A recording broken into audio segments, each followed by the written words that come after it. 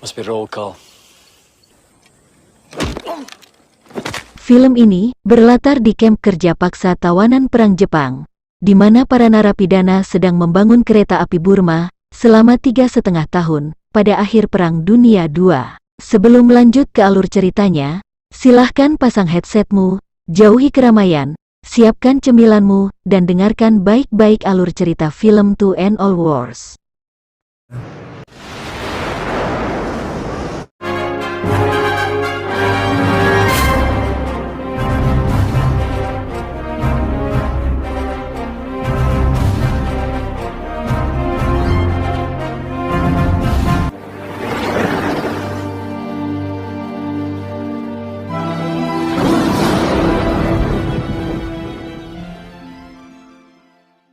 Kisah ini dimulai dengan barisan tawanan sekutu yang digiring oleh tentara Jepang dengan mata tertutup kain hitam.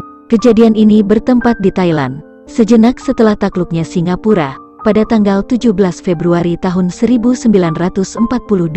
Tangan yang terikat dan mata yang dibutakan, ini tak tahu di mana mereka berada. Mereka dinaikkan ke sebuah truk hingga sampai ke area pegunungan, dan tak berhenti di gunung. Tawanan-tawanan ini dituntun masuk ke sebuah gerbong. Mereka tidak tahu akan dibawa kemana dan bagaimana nasibnya nanti. Tapi apapun itu, inilah perang yang meninggalkan trauma berkepanjangan. Dan untuk kalian semua penonton setia Bayanaka Film, inilah kisah nyata perjalanan Ernest Gordon di Perang Dunia Kedua. Sekedar info, film ini diangkat dari buku kisah perang berjudul Through the Valley of the Way. Semua kisah di sini benar-benar kisah nyata, bahkan detail-detail di film ini sampai dibuat sepersis mungkin berdasarkan data catatan sejarah. Buat yang udah ketiduran, saya ucapin selamat tidur. Buat yang masih belum ngantuk, yuk kita lanjut lagi belajar sejarah lewat film. Subscribe, like, komen, peace. Perjalanan kereta mereka pun usai, dan para tawanan asal Skotlandia dan salah satu serdadu dari Amerika ini sampai di sebuah kamp tawanan bernama Kanchanaburi, jauh di pedalaman barat daya Thailand. Dan ternyata, dalam kamp pesakitan ini sudah ditinggali terlebih dulu oleh tawanan-tawanan sekutu, yang kalah atau menyerah dalam pertempuran Front Pasifik, yang memang pada saat ini, Jepang masih punya nyali dan taji. Dan yang pertama harus mereka lakukan ialah menghitung diri mereka, saat dimana Mayor Ian Campbell merasakan start awal kebengisan camp ini. Must be roll call.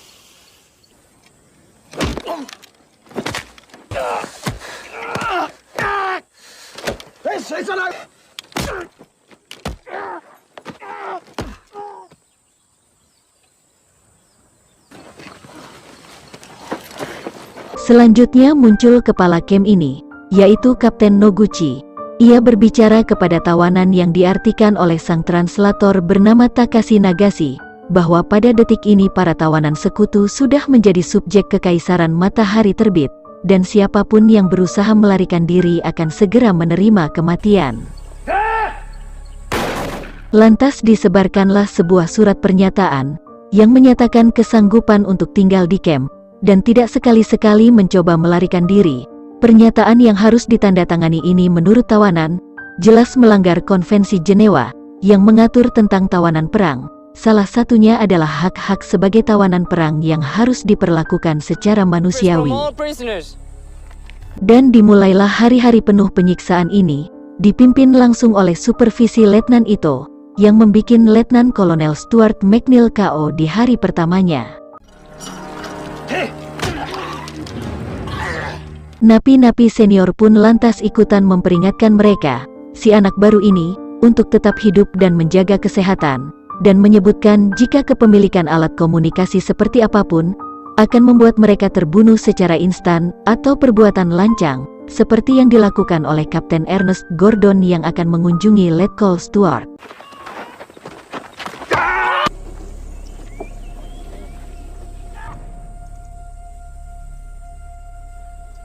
Dokter yang menangani luka Ernest menerangkan pada napi baru ini, jika mereka harus membungkuk, sopan, ketika berpapasan dengan tentara Jepang, dan tak sekali-sekali bertatapan mata dengan mereka, karena ini sikap ketidaksopanan dan harus dihukum menurut ideologi Bushido Jepang. Dan belum tuntas Dr. Quotes berceramah, masuklah Letkol Stuart dibopong oleh Justin Miller.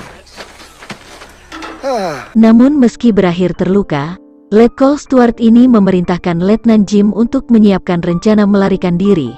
Tetapi dokter menyela, jika melarikan diri dari kamp ini hukumnya ialah absolut mustahil. Meski begitu, Letkol tua ini belum surut spirit memerintahkan Ian dan Jim untuk melakukan segala persiapan kabur, termasuk bekerja sama dengan warga lokal Thailand. Keesokan hari, Dusty Miller keluar dari kamp, memasuki hutan dan mengunjungi sebuah tempat kecil yang disebut gereja tanpa dinding, tempat di mana Dusty dan napi-napi yang alim lainnya menemukan ketenangan hidup. Sedangkan di kamp, Kapten Ernest meminta jatah sarapan lebih untuk kolonelnya yang sedang sakit, namun ini tak disetujui oleh senior-senior napi asal Inggris, dan perkelahian antara Skotlandia dan Inggris ini berlangsung seru, sampai di depan Ernest tampak seorang pria tua, yang memunguti butir-butir nasi yang berjatuhan.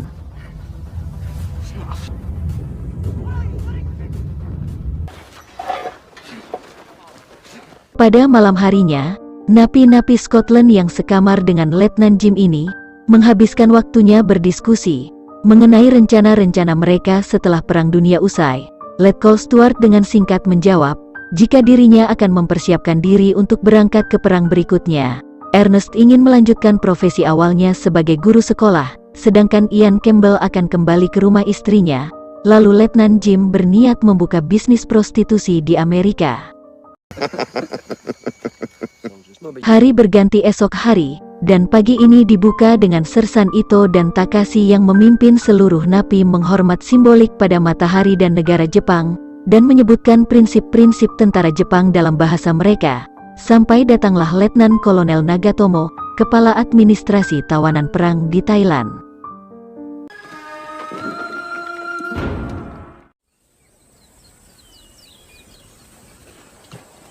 For Honorable Lieutenant Colonel Nagatomo. Di atas podium kecil ini, Nagatomo berorasi lantang mengenai kemenangan Kekaisaran Jepang dan kepengecutan tentara sekutu yang menyerah dalam pertempuran. Untuk memurnikan jiwa-jiwa pengecut mereka, Nagatomo berniat membangun jalur kereta api sebagai tanda kebesaran kaisarnya. Rencananya, para tawanan ini diharuskan untuk membelah hutan dan menancapkan rel kereta atas nama Jepang, sepanjang 420 km dalam 18 bulan, dimulai dari Cungkai Base Camp sampai dengan Tambuzaya Utara. Kalau di Indonesia jarak 420 km itu, dari Jakarta ke sekitaran Semarang. Namun saat mereka ditanyai mengenai kertas pernyataan tidak akan melarikan diri, yang dibagikan di hari pertama di camp, Letkol Stuart menyinggung perlakuan Jepang kepada tawanan, sama sekali tak patuh kepada konferensi Jenewa, dan merasa kehormatan para tawanan terus direndahkan dan sama sekali tak dimanusiakan. Tapi, mempermalukan Nagatomo bukan masalah yang kecil. You respect Emperor! Dan ketika mayat kolonelnya ini diseret keluar, Ian Campbell yang pernah berhutang nyawa padanya ini, sekali lagi tak bisa menyembunyikan perasaannya. Dan pada hari itu juga Kolonel Stuart dimakamkan secara militer, diiringi wajah dan tangis para anak buahnya serta alunan musik khas Skotlandia yang terus mengalun. Dengan komandan yang sudah menjadi tumbal, anak buahnya mau tak mau menandatangani surat pernyataan pemaksaan itu. Dan dari semua orang, kini Ian Campbell yang malah patah harapan dan berniat menghabiskan umurnya di camp ini, membatalkan rencana pelarian diri mereka secara sepihak, membuat Letnan Jim marah. Tanggal 28 Oktober tahun 1942, konstruksi rel kereta api Kekaisaran Jepang di Indochina ini dimulai. Kapten Ernest sekali lagi menjadi narator film, menyebutkan jika rel ini sebagai persiapan Jepang menginvasi India. Dan bahwa sejak itu, para napi sudah tak menghitung masa tahanan mereka, tanggal dan hari menjadi asing, dan bulan sudah tak lagi dikenal. Waktu demi waktu mereka mengakrabkan diri dengan kelaparan yang permanen di perut mereka, dengan penyakit serta kematian terus menghantui mereka. Dysentery sucks every ounce of fluid right out. Dan akhirnya di satu malam, Ernest terkena demam tinggi, membuatnya terkapar tak sadarkan diri. Kawan-kawannya yang lain langsung menganggapnya sudah tak bisa diselamatkan, karena memang seringnya demikian, sampai Dusty Miller membawanya ke ruangan tempat napi-napi yang sekarat. Namun tiba-tiba, beberapa hari kemudian, kapten muda ini sudah siuman dan dirawat oleh Dusty Miller. Why are you doing this?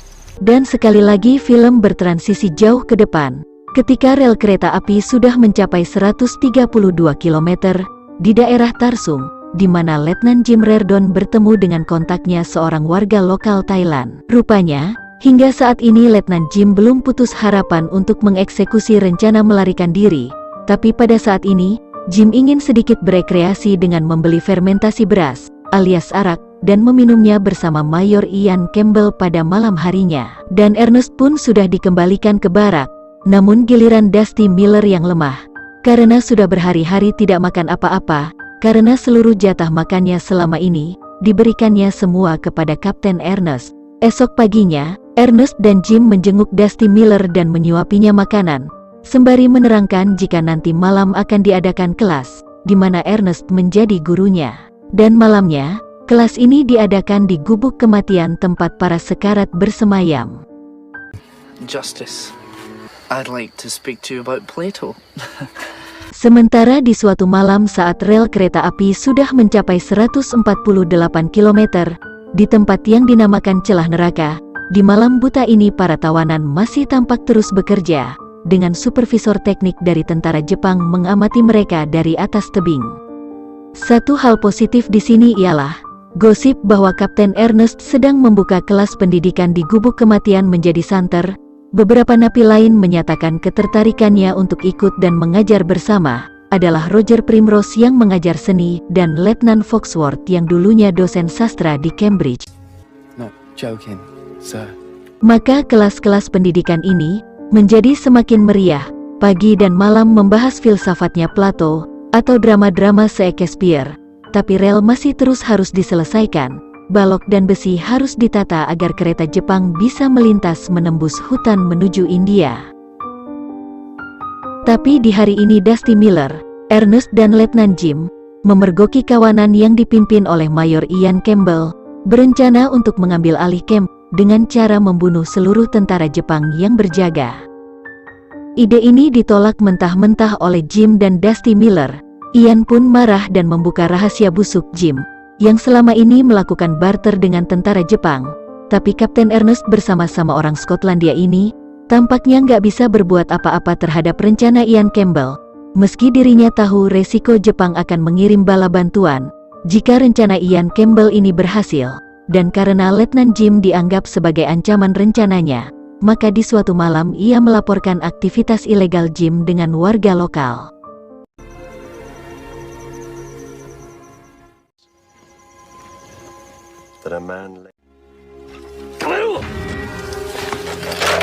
To no one but himself is already a traitor.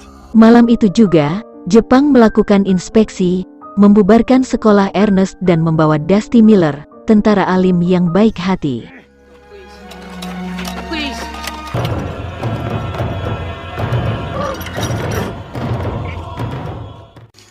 Men were changing their minds.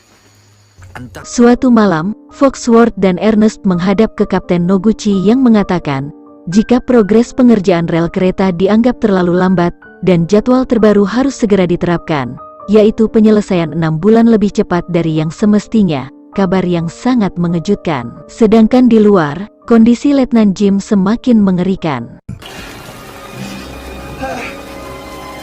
Karena ancaman Jepang, dan hukuman sadis yang terus menghantui pikiran mereka, mau tak mau, rel ini terus digarap, dan kini sudah mencapai area 3 pagoda, dan panjang pun telah diangkat 305 km. Di suatu malam, Letnan Jim yang ternyata masih bernafas ini, dikembalikan ke baraknya.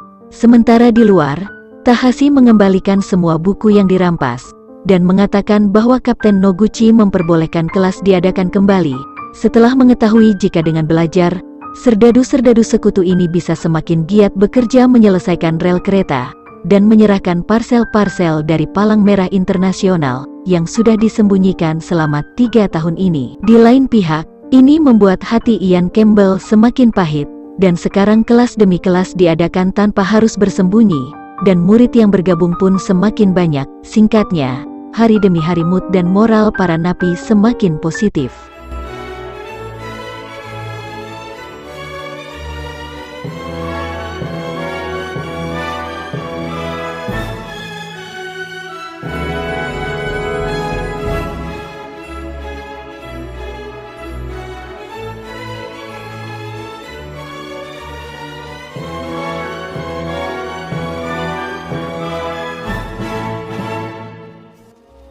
Tapi Ian Campbell dan kru setianya masih terus menyiapkan sesuatu. Terlebih pula pengerjaan rel masih terus berjalan, dan kematian akibat kelaparan masih tetap menjadi hal yang wajar. Sampai di tanggal 16 Oktober tahun 1943, rel yang super panjang ini pun selesai. Diresmikan dengan judul Upacara Penyelesaian Rel Kereta Api. Tak tampak kegembiraan dari wajah para napi yang sudah berprestasi brilian menyelesaikan 6 bulan lebih cepat dari jadwal.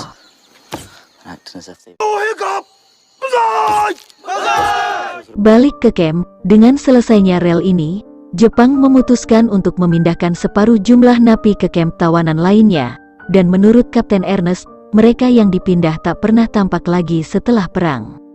Pada waktu pemeriksaan, Jepang menemukan jika salah satu sekop telah hilang, tanda bahwa ada napi yang mencurinya. Sersan Ito segera mengancam, jika tak ada yang mengakui maka seluruh camp akan dihukum, hingga The one who has taken the shovel.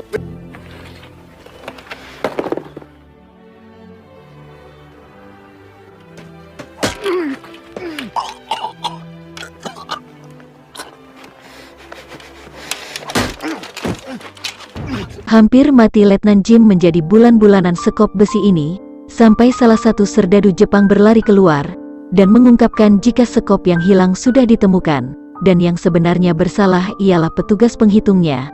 Maka sejalan dengan penerapan prinsip Bushido mereka,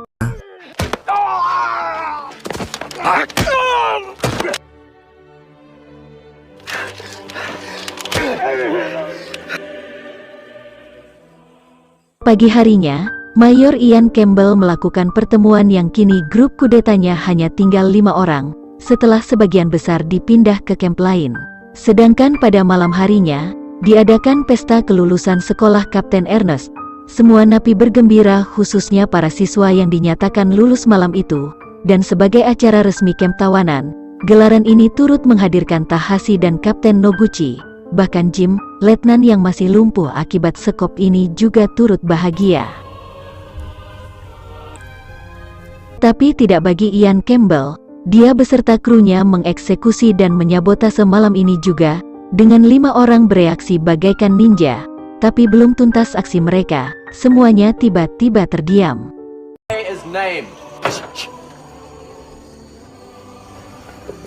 B-24 Liberator terdengar mengaung di langit malam, menandakan jika gelombang perang sudah berganti. Kini giliran Jepang terdesak di Pasifik, dan di bawah Liberator ini Sersan Ito segera tersadar.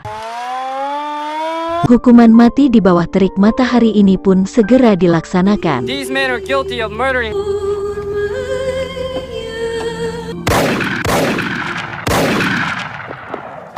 Tapi khusus untuk Mayor Ian Campbell,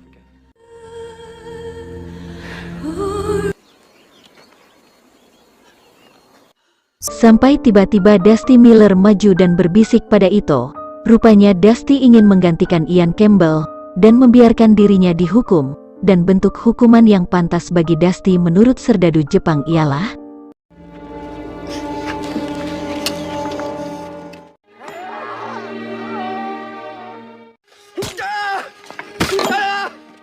yang kita tahu berikutnya, bahwa Dusty Miller mati kelaparan dan kepanasan, dan Kapten Ernest menyebutkan, jika semua napi tak terkecuali sangat kehilangan sosok yang baik dan tulus seperti Dusty. Dan saat Ernest balik kembali ke lapangan, tiba-tiba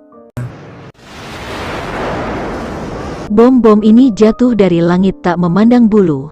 Yang diinginkan oleh kawanan B-24 Liberator ini hanyalah kehancuran kamp tawanan ini, tanpa mengetahui isinya ialah kawannya sendiri.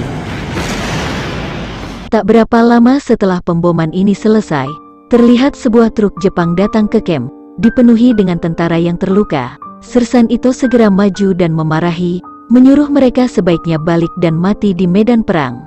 Namun Kapten Ernest berpikiran lain. Dia maju dan menawarkan untuk merawat tentara-tentara Jepang ini. Sementara itu Kapten Noguchi tampak terburu-buru kabur dan melewati pagar camp. Dan secara ajaib akhirnya Ito membiarkan para napi untuk menangani serdadu Jepang korban pertempuran ini. Hingga pesawat susulan datang dan menjatuhkan selebaran, berisikan jika perang sudah selesai dengan menyerahnya kekaisaran Jepang terhadap sekutu. Dan tak kalah ajaibnya di hari ini yakni berikutnya, ialah saat pasukan pengintai sekutu muncul dan menampakkan diri mereka di kamp ini, tepat di tanggal 15 Agustus tahun 1945. Tapi di balik semuanya, Mayor Ian Campbell punya agenda tersendiri. Kepala itu sudah akan putus jika acara Ian ini tidak disela oleh Ernest, yang berusaha mendinginkan hati Ian, namun malah drama yang terjadi di depan itu pun segera dimanfaatkannya, menuntaskan semangat Bushido yang selama ini dibangga-banggakannya.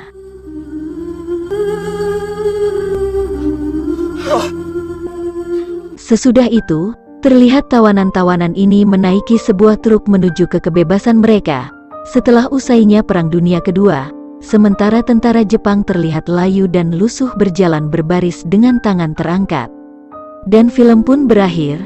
Terima kasih telah menonton film ini sampai akhir.